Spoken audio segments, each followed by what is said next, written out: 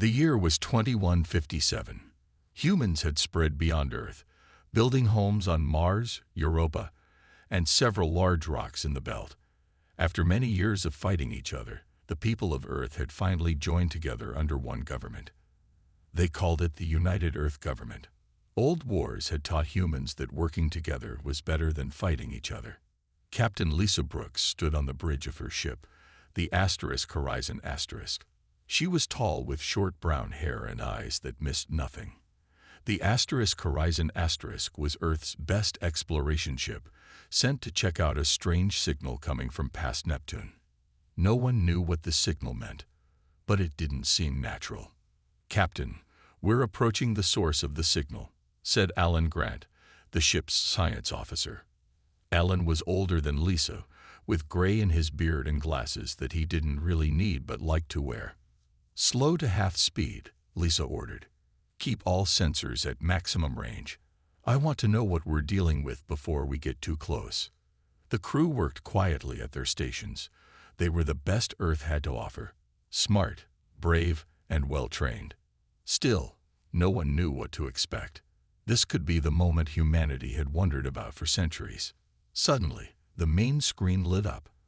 A massive ship appeared, unlike anything humans had ever built. It was smooth and seemed to glow with an inner light.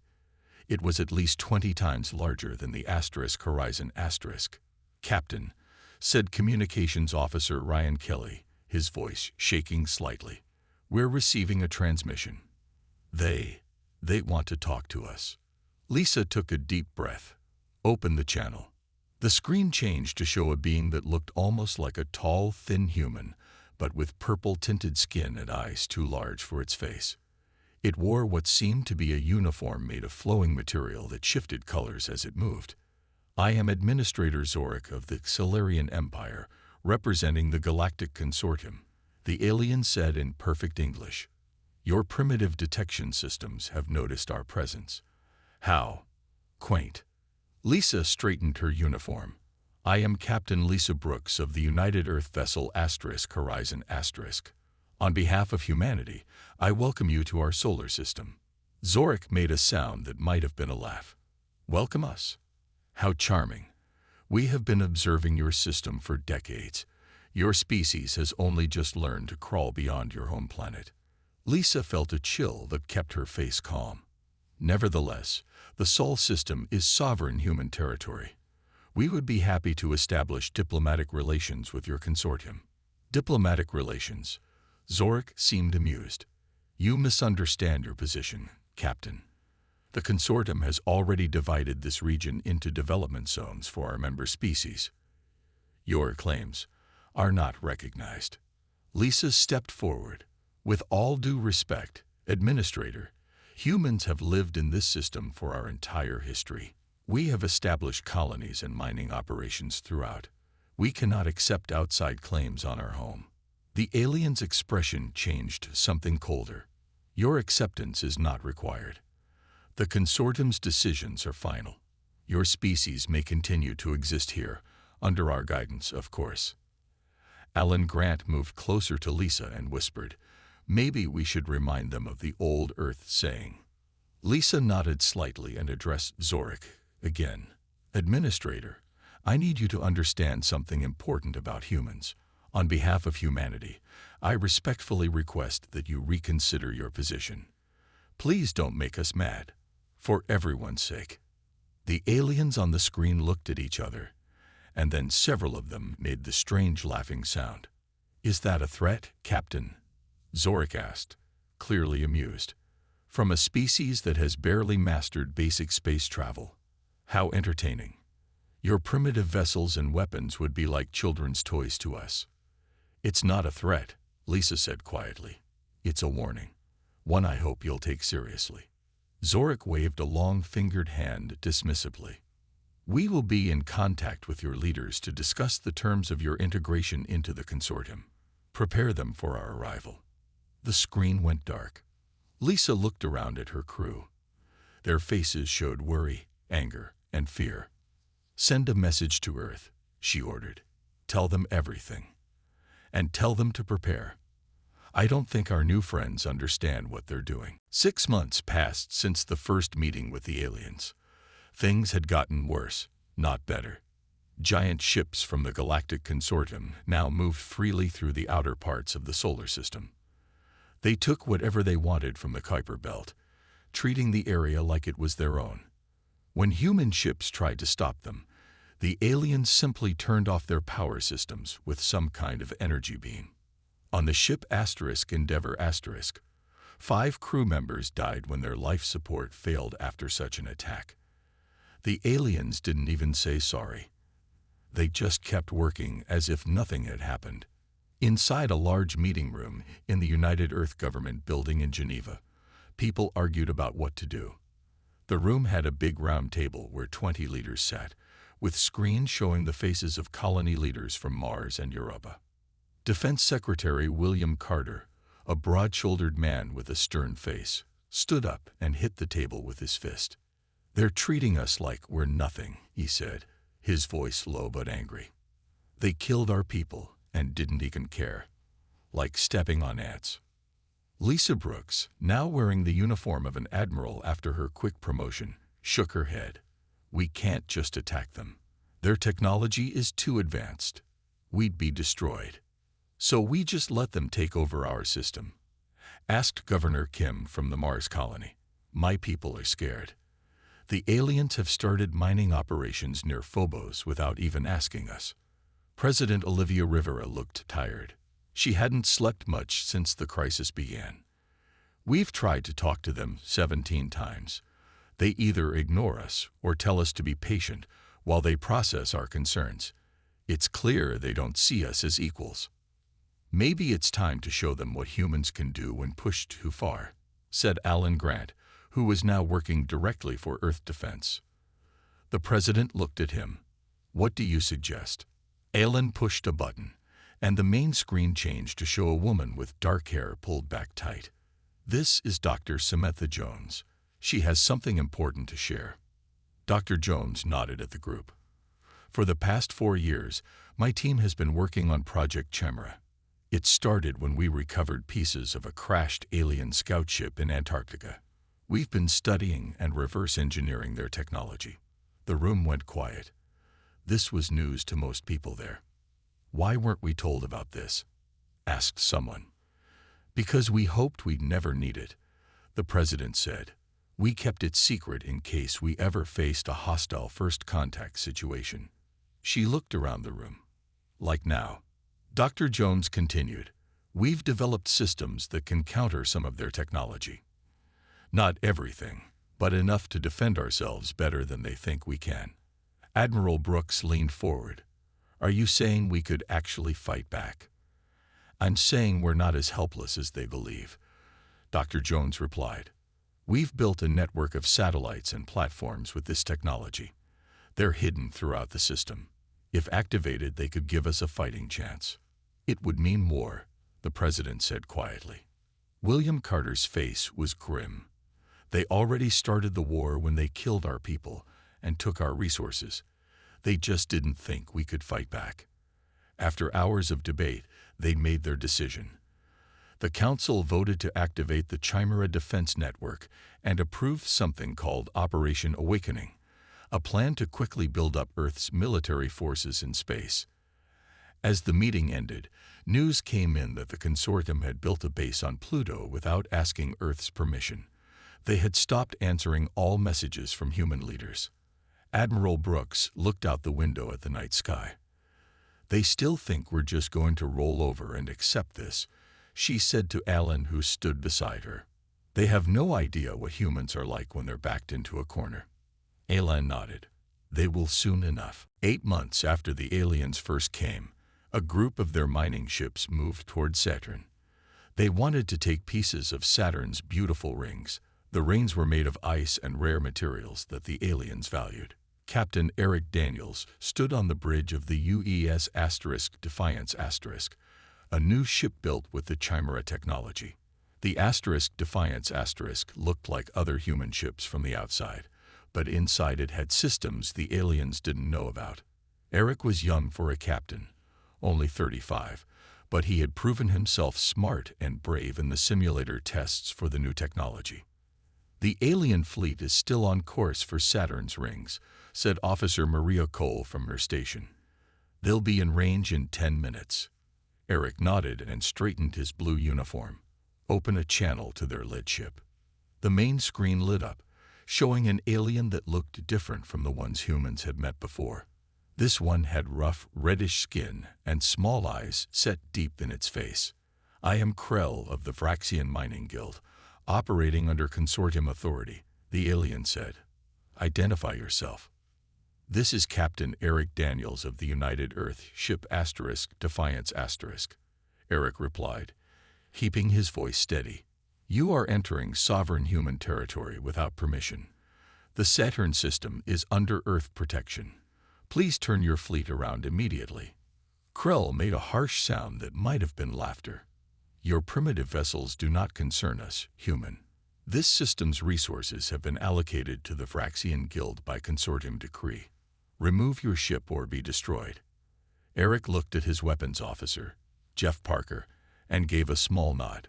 Jeff's fingers moved quickly over his control panel.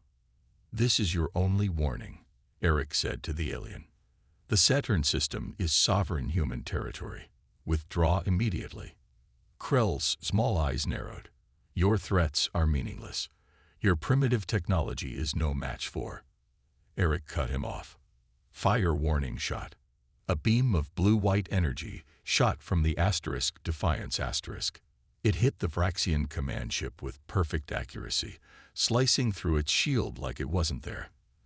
The beam cut power to the alien ship's engines, leaving it drifting in space. For several seconds, there was silence on the bridge. Then the screen came back to life. Krell's face appeared, but now the alien looked shocked. What did you do?" Krell demanded. "How did you bypass our shields?" Eric leaned forward slightly. "That was a warning. We asked you nicely not to make us mad. You didn't listen."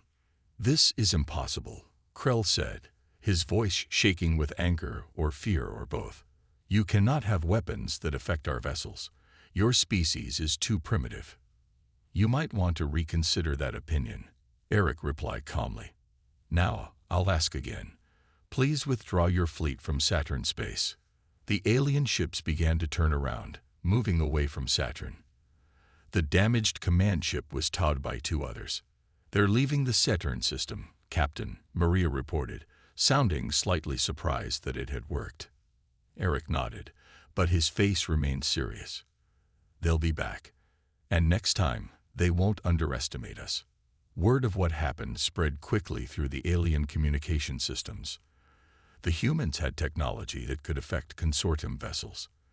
Most aliens dismissed it as stolen technology the humans couldn't possibly understand, or a lucky accident. Back on Earth, Admiral Brooks addressed the planetary defense forces by video from her command center.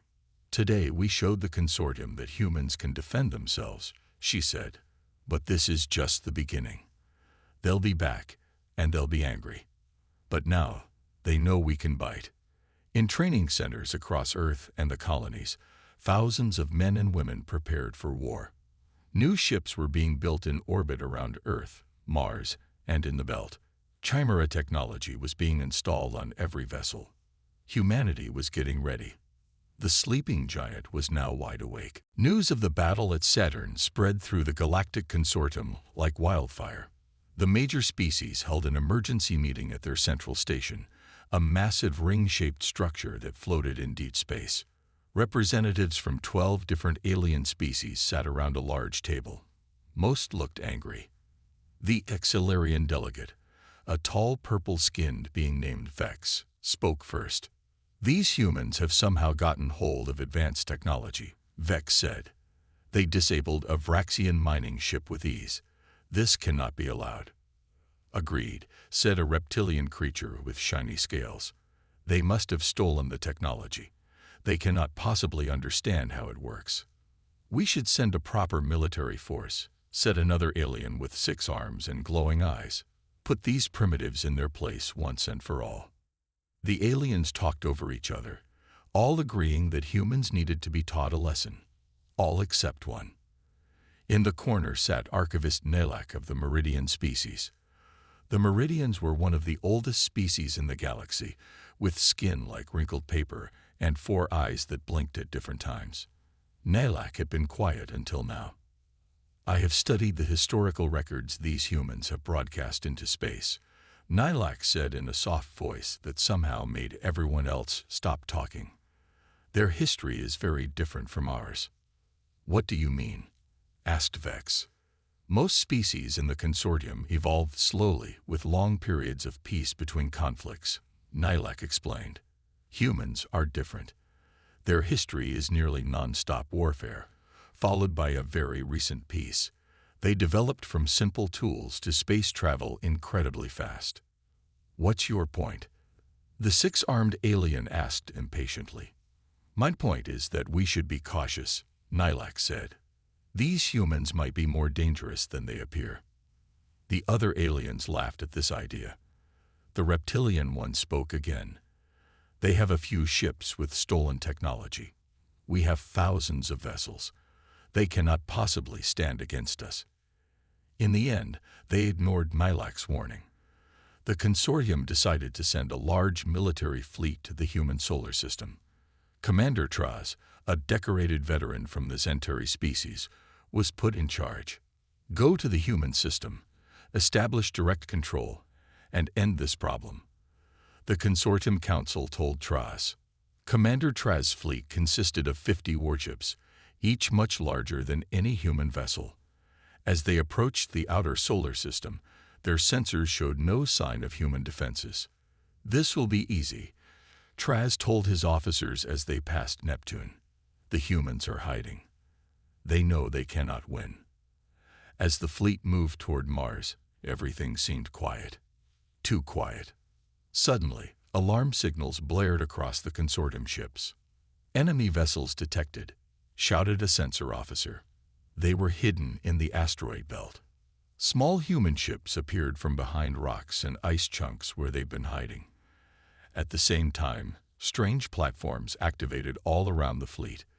These were the Chimera platforms, designed to look like small asteroids until they powered up. "It's a trap," Traz yelled. The battle that followed would later be called the Mars Defensive. Human ships darted between the larger alien vessels, firing precise shots at weak points the aliens didn't know they had. The Chimera platforms sent out pulses that disrupted the aliens' targeting systems. The aliens tried to fight back, but the humans didn't fight the way they expected. Instead of meeting them head-on, the humans used hit-and-run tactics. They would attack, then hide, then attack again from a different direction. Within hours, 25 of the 50 consortium ships had been destroyed or disabled. Commander Traz gave the order to retreat. Back on Earth, Dr. Peter Nichols, an expert on alien psychology, explained to the United Earth Council what had happened.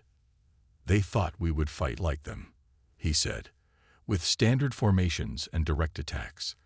They don't understand that human warfare evolved differently. We're used to fighting enemies with better technology than our own. We've spent thousands of years perfecting ambushes and surprise attacks." Admiral Brooks nodded grimly. "They still think this was our best effort. They have no idea what happens when humans really get mad." The consortium's defeat at Mars shocked the alien leaders. They had never expected the humans to win. Back at their headquarters, they planned their response. "We will not be humiliated by primitives," said Supreme Commander Draz, a tall being with metallic skin who had taken control after the previous commander's failure. "We will gather the largest fleet in 1,000 years. These humans have been lucky, nothing more." Draz ordered every member species to contribute warships. Soon, a fleet of over 300 vessels gathered near a star called Proxima Centauri, not far from the human solar system. Meanwhile, humanity had been busy. Every factory on Earth, Mars, and the Moon worked day and night building weapons and ships. The Chimera project continued to make new discoveries by studying alien technology. Deep under the surface of the Moon, in a secret base called Luna Prime, Dr. Samantha Jones showed the United Earth Council their newest weapon. The council members stood in a large round room. In the center was a strange device that glowed with blue light.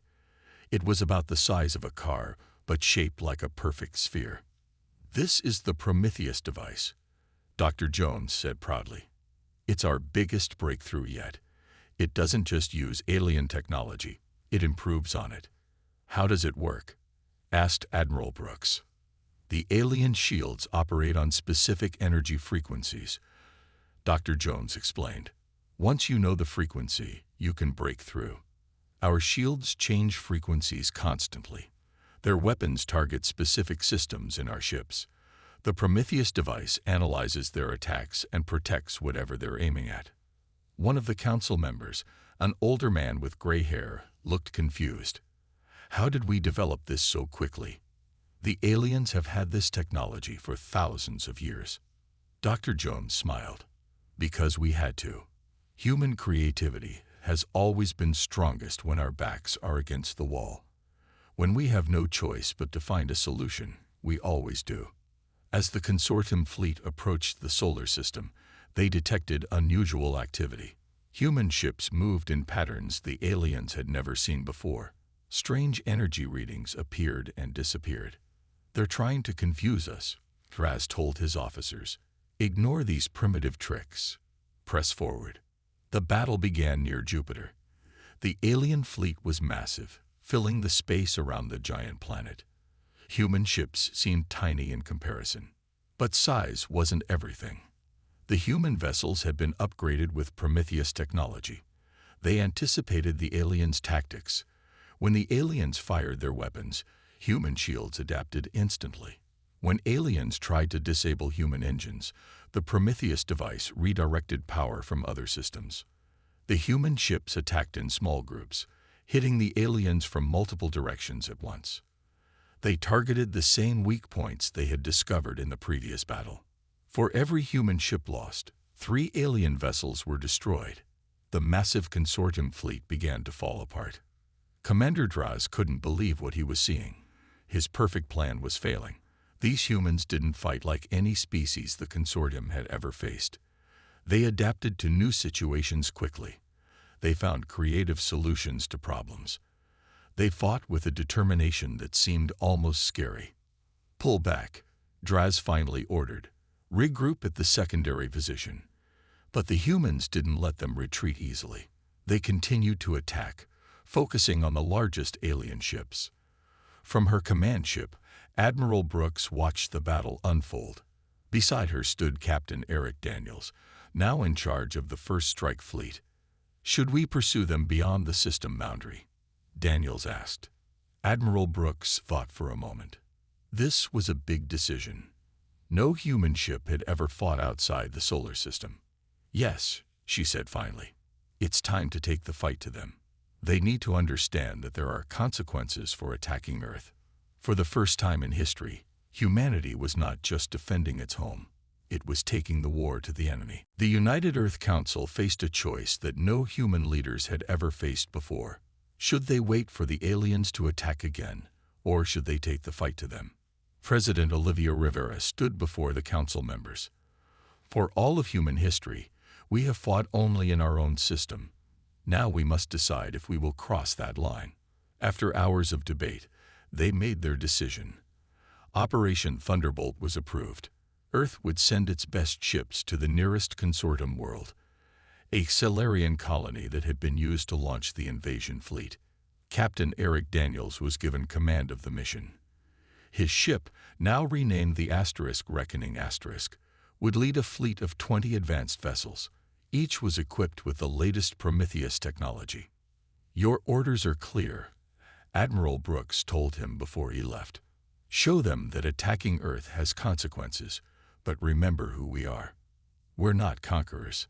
The human fleet jumped into faster-than-light travel, using technology reverse-engineered from captured alien ships.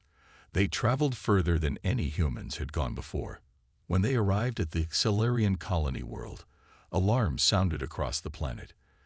The aliens had never expected humans to reach their territory. They had no defenses ready. Captain Daniels opened communications on all frequencies. His face appeared on screens across the Xelarian world. "This is Captain Eric Daniels of the United Earth Fleet," he said calmly. "We have come to negotiate peace.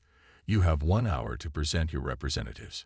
The Xelarian, believing this was a bluff, prepared their defenses but made no effort to communicate. They couldn't imagine that humans would actually attack them.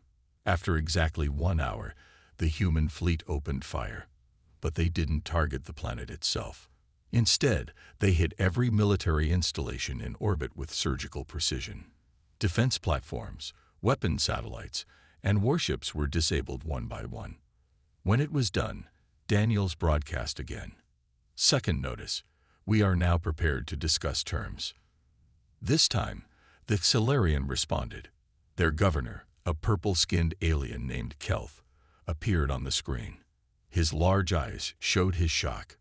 "How did primitives reach our world?" he demanded. "How did you bypass our defense grid?"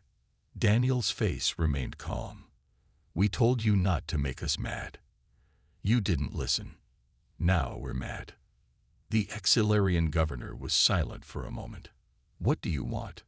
"Simple," Daniels replied.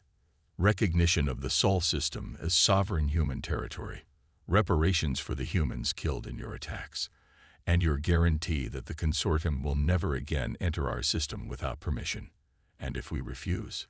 the governor asked. Daniels looked him in the eye. "Then we continue to other consortium worlds until someone agrees. We have the coordinates of 12 major planets from your fleet's navigation systems." News spread quickly throughout the consortium. The impossible had happened. Humans, a species that hadn't even been known to the galaxy a year ago, had defeated the Xelarian defense fleet and forced them to the negotiating table. More shocking still, the humans had announced they would visit other consortium worlds if a peace agreement wasn't reached. For the first time, fear rippled through the Galactic Consortium. They had awakened something they didn't understand. On the Reckoning Captain Daniels spoke with his officers. "Will they agree to our terms?" asked his second-in-command, Sarah Miller. "They don't have much choice," Daniels said. "We've shown we can reach their homeworlds." They never thought that was possible. "What if they just gather a bigger fleet?" asked another officer. Daniels shook his head. "They won't. That's not how they think. Their power has gone unchallenged for so long. They don't know how to handle a real threat. They expected us to give up when they attacked. When we didn't, they expected us to hide in our system. When we followed them, they didn't know what to do." "So what happens now?" Sarah asked. "Now," Daniel said, looking at the alien world on his screen, "they learn that humans don't start fights. But we do finish them." 3 months after Operation Thunderbolt, representatives from every major species in the consortium gathered on a neutral moon orbiting Proxima Centauri. They came to negotiate peace with humanity. The meeting took place in a large dome built just for this purpose. Inside, a round table stood in the center. Around it sat 12 alien representatives and 3 humans. Admiral Lisa Brooks led the human delegation. Beside her sat Dr. Peter Nichols, the expert on alien psychology, and Captain Eric Daniels, hero of the battle at Jupiter and the mission to the Xelarian colony. Archivist Nilak of the Meridian species had been chosen as chief negotiator for the consortium. His 4 eyes blinked at different times as he looked at the humans. "We acknowledge a grave error in our assessment of your species," Nilak said in his soft voice. "We request terms for lasting peace." Admiral Brooks placed a datapad on the table. "Our terms are simple. First, recognition of the Sol system as sovereign human territory. Second, reparations for the humans killed in your unprovoked attacks. Third, exchange of technology under fair trade agreements. And fourth, a place in the Galactic Consortium with full voting rights." The aliens looked at each other in surprise. They had expected much harsher demands. Zorik, the Xelarian who had dismissed humans during first contact, spoke up. "After all we've done, you seek only equality, not dominance or revenge." Admiral Brooks shook her head. That's the final thing you fail to understand about humans. We never wanted war. We build, we create, we explore. But when threatened, when pushed too far, our capacity for warfare is unleashed. All we ever asked was to be treated with respect. Dr. Nichols added, throughout our history, some of our greatest atrocities and most brilliant innovations came from the same source: conflict. We've spent centuries learning to channel that drive into peaceful pursuits, but the capacity for war never disappeared. The peace treaty, later called the Proxima Accords, was signed by all parties. Humans would join the consortium as full members. The Sol system would be recognized as human territory. Technology would be shared, and the aliens would help rebuild the damage from the war. As the delegates prepared to leave, Archivist Nilak approached Admiral Brooks privately. "There is something I must know," the ancient alien said. "You could have continued your campaign. Many believe you would have eventually conquered the consortium. Why seek peace now?" Admiral Brooks smiled, but there was sadness in her eyes. "Because we remembered what happens when humans stay mad for too long. We start to enjoy it, and that's dangerous for everyone, including ourselves. We fought because we had to. We stopped because we chose to." In the years that followed, human innovation spread throughout the consortium. Earth's unique approach to solving problems, born from thousands of years of overcoming challenges, brought new ideas to species that had grown comfortable and set in their ways. Captain Daniels became Earth's first ambassador to the consortium. Dr. Samantha Jones led a new research center where scientists from all species worked together. And Admiral Brooks oversaw the transition of Earth's war fleet into a peacekeeping and exploration force. On the anniversary of first contact, a new protocol was added to the consortium's official diplomatic guidelines. It read, "When encountering new species, respect must be shown regardless of their technological development. Remember the lesson taught by the humans of Sol. Please don't make them mad." In the great library of the Meridian homeworld, Archivist Nilak added a final note to the official history of the Human Consortium War. "The universe learned too late why humans held to their saying, but we will not forget again. In their anger, they showed their strength. In their victory, they showed their wisdom. And in peace, they continue to show us new possibilities we never imagined."